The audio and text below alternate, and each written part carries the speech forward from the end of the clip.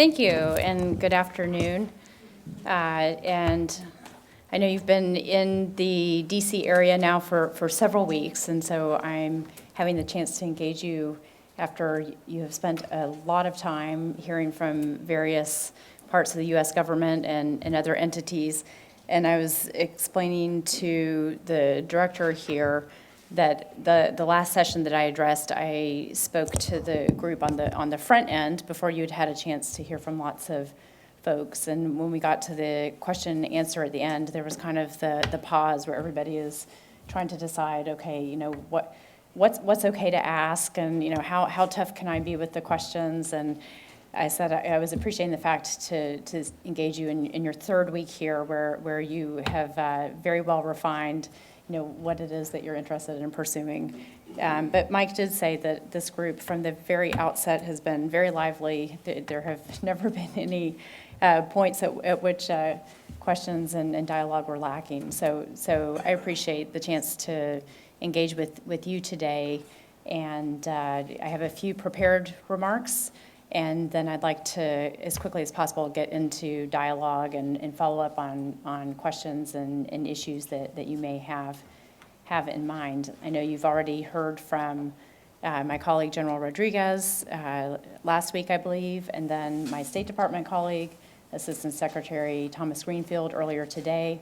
So those are two of the key interlocutors in terms of the policy making business that I and my office deal with on a day-to-day basis in the course of supporting the Secretary of Defense in his duties. What I'd like to do is talk a little bit about the strategic approach to Africa from a DOD perspective, and then a little bit of a tour d'horizon, if you will, in terms of looking at the different regions and a few things that we're either working on or concerned about, and then end and transition into question and answers. When I look at the continent from the perspective of the DOD office on Africa, we have the same geographic responsibilities as Africa Command. So that means the entire continent less the country of Egypt.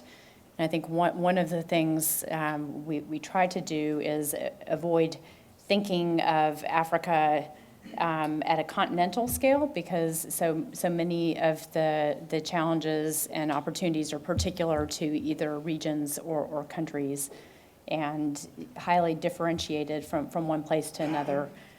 So in a sense, a lot of times talking about Africa is very misleading, as you know, because there are such differences from one country and one region to the next.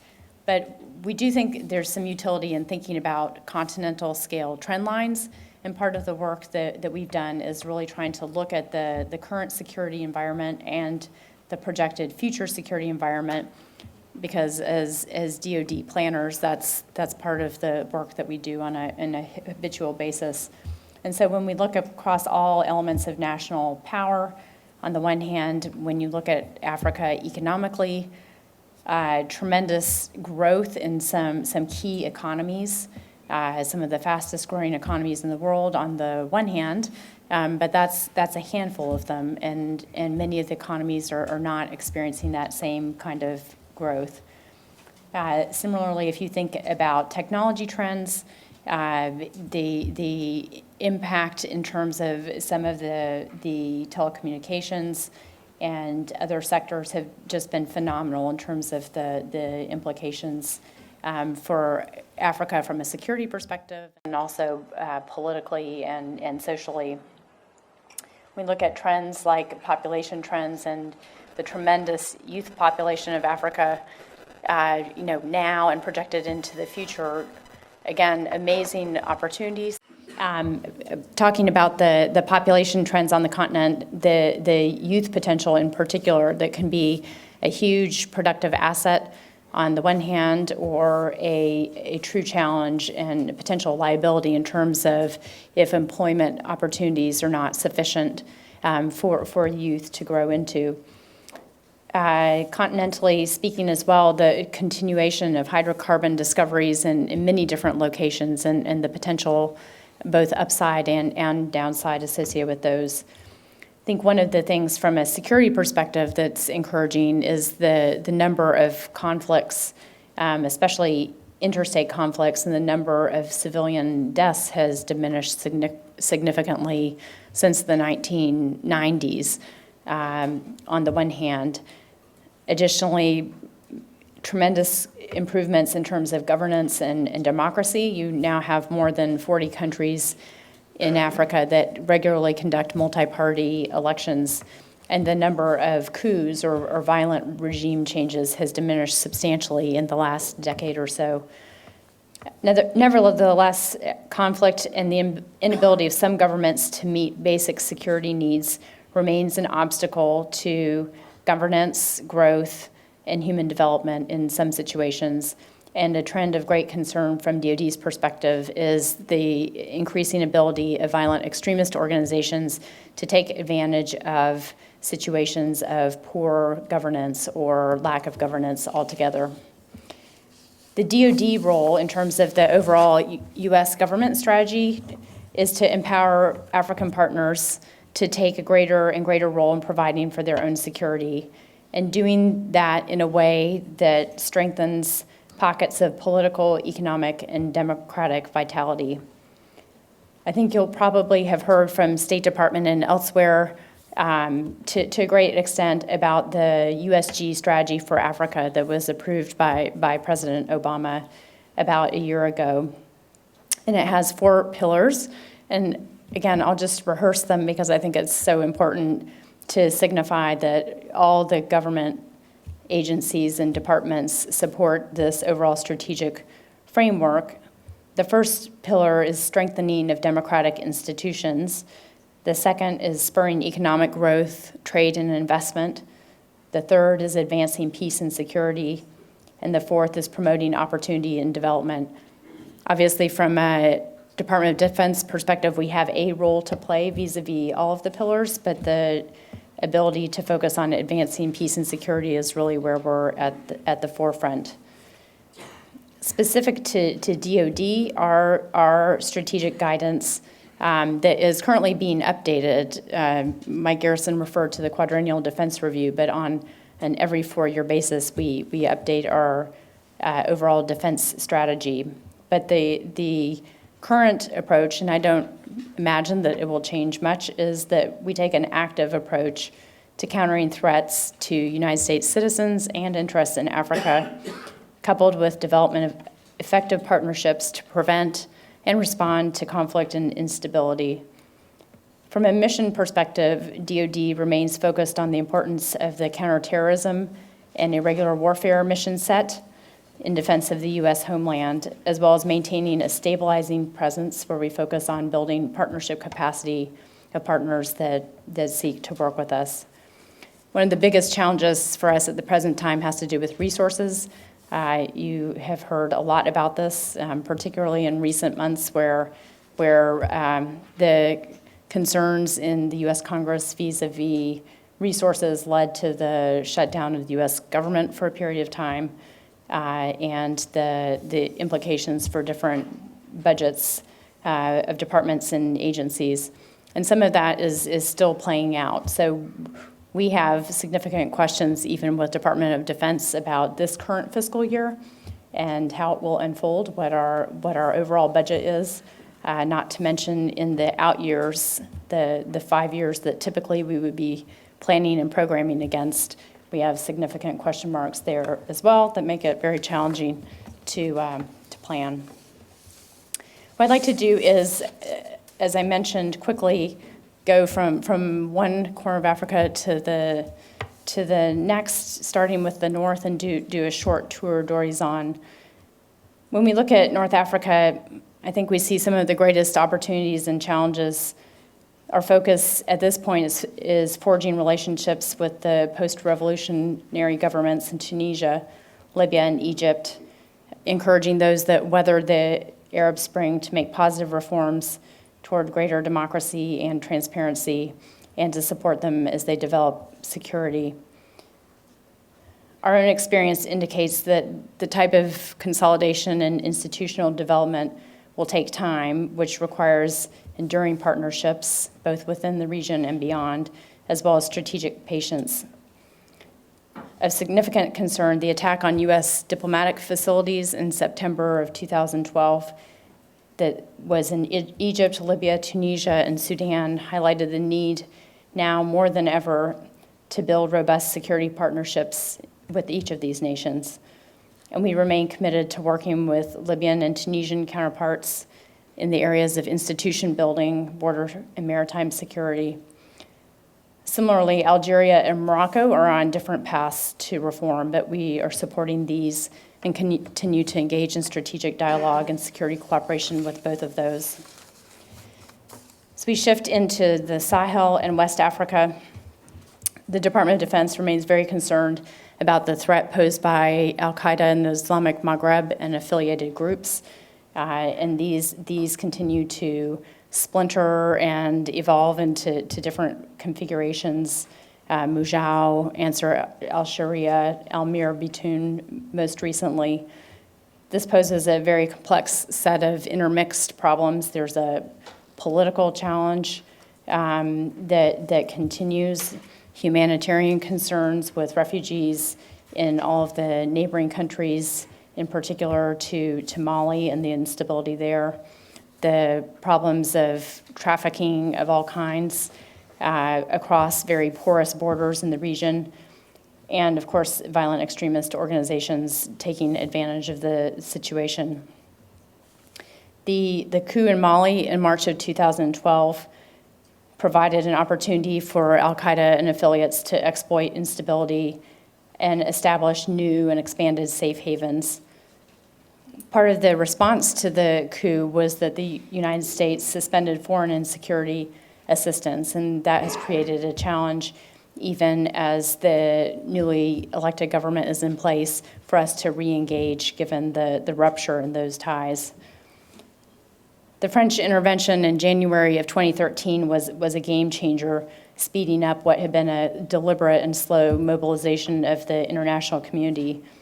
This was happening in the same space as the regionally led ECOWAS effort to stand up the AFISMA force that's now transitioned successfully to the UN MINUSMA force.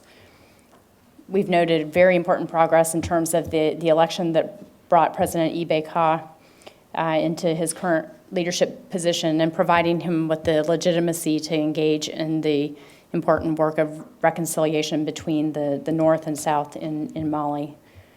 If you move a little bit further to the West, in Nigeria, the group Boko Haram is another source of increasing concern to us. Attacks associated with Boko Haram have grown in number and sophistication and lethality in the last year and a half. While DOD can play a role in working with our partners in the Nigerian military, much of the effort required to defuse Boko Haram has to focus on addressing the socioeconomic, political, developmental, and governance challenges that Nigeria faces as well. Even while this is happening in the north of Nigeria, when you look at the Gulf of Guinea and maritime security, the trend lines are not encouraging. Even last week, there's been an incident at sea involving the kidnapping for ransom of 2 American sailors from an oil ship off the coast of Nigeria.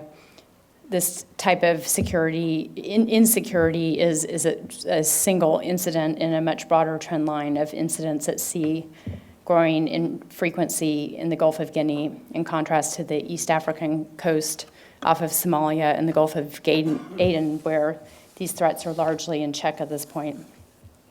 Turning quickly to East, Central, and Southern Africa, in the East, we assess that the threat from al-Shabaab to the Somali government, its neighbors, U.S. interests in the Horn of Africa continues to be very concerning.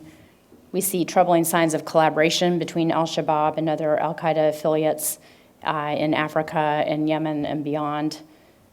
AMISOM has made critical inroads, however, against al-Shabaab, but the group continues to threaten, as we've seen in the recent Westgate Mall attack in Kenya, and continues to threaten the security of the Somali people and the broader region.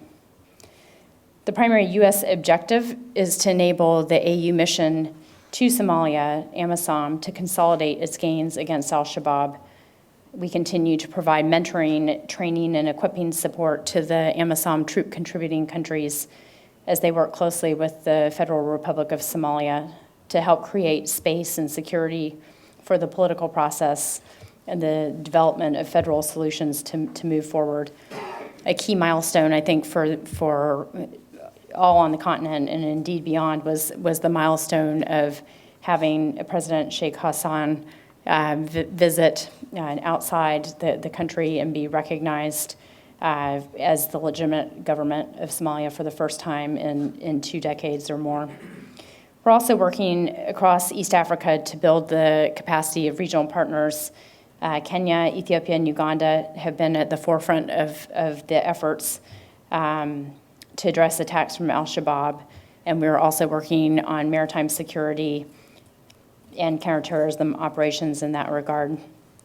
The Counter Lord's Resistance Army mission is one in which the United States is working to support Uganda, the Democratic Republic of Congo, CAR, and the Republic of South Sudan to reduce the threat to civilian populations posed by the Lord's Resistance Army.